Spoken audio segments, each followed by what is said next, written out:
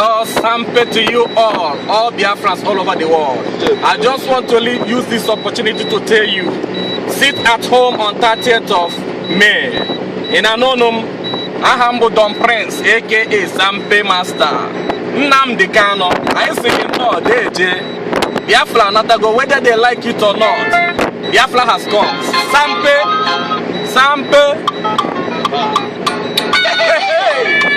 It's your boy, Don Prince. I tell you that surrender.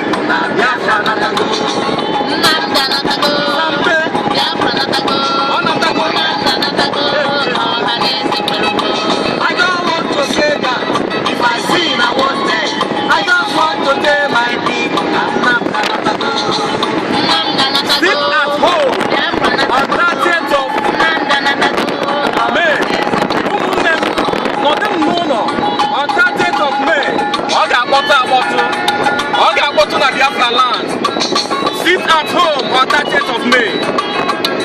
Una na nonu, asukwana na igapu, asukwana onora kali beyao. Biafra, you don't come, Biafra natago. Whether they like it or not, it's your boy Don Prince. Oh, here is the white beach. Make una tell them say money no be everything. Tell them say me I don't live it, but I don't want to do that. Biafra natago, stop it.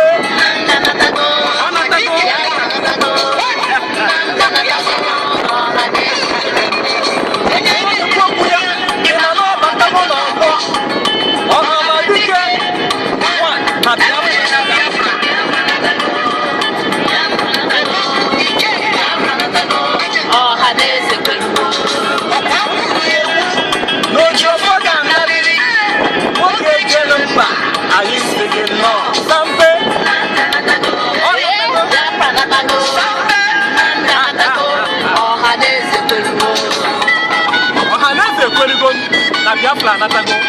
Maazị Nnamdi Kanu, anyị sị gị nnọọ, onye ije nnọọ, ọ ga-adịrị gị na mma. Sampe, ọ na-eji ụkwa gbawa aja. Sampe, akụrụgo ogiri lacha, osisi gbara ogene n'ezigbo ọnọdụ udo, ọdụ na-ekpe mma, oruzo n'ụwa, ọchakịrị.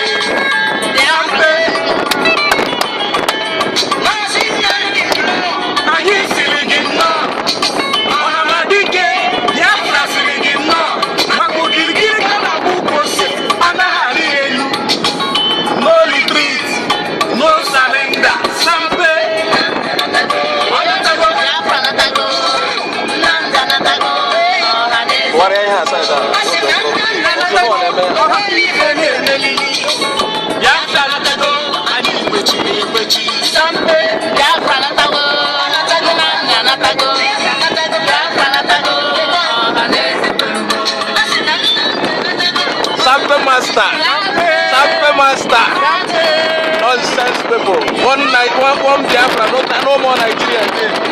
People will sit at home. Nobody should go anywhere.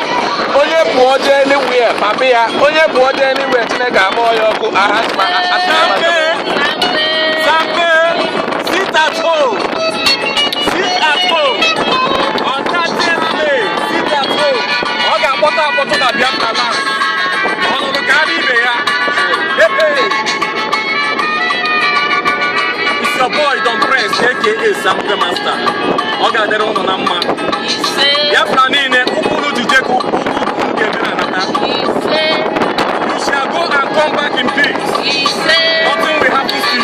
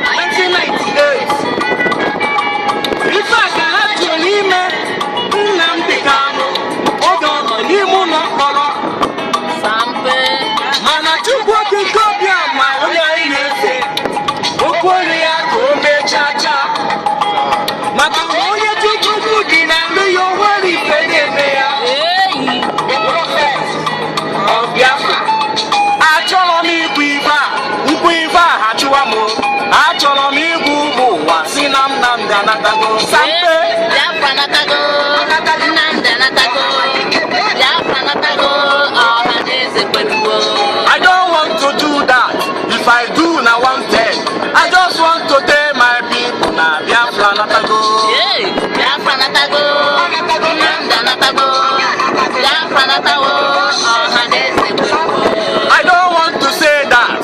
If I say I wanted, I just want to tell my people now. Biafra, it don't come.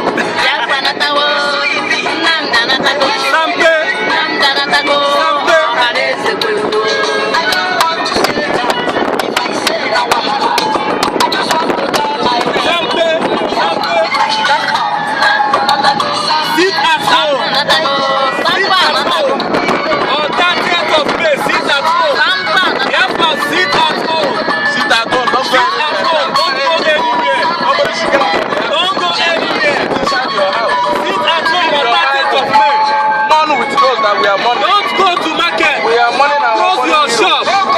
Sample master. Close your shop. Some friends. Close your shop. Sample master. We are heading to our destination. As a Let to God.